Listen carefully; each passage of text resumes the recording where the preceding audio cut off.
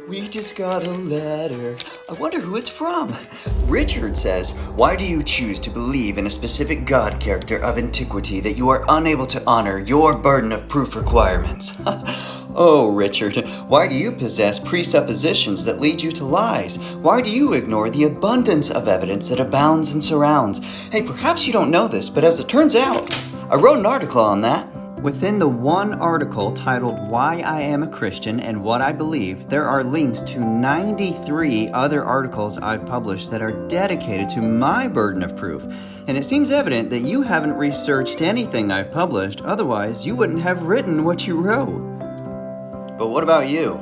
I'm not going to allow you to be intellectually dishonest. Listen, you have a worldview because a worldview is how one views or interprets reality. It's a collection of beliefs. And you would, in fact, need to know many things in order to make the claim that God does not exist. If your claim is that you're not convinced God exists, it would be because you currently believe that God does not exist. And you don't believe God exists because you believe something else. All worldviews seek to answer all the important questions. What is the origin to life? What is the meaning to life? Who am I? Why am I here? Why is there something rather than nothing? You have a worldview. All people do. But why does your worldview better explain life and creation?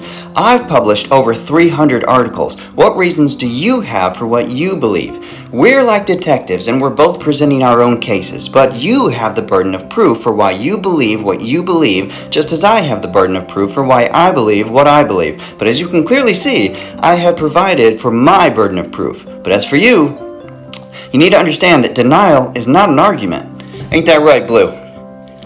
Alrighty then. Now it's time for so long.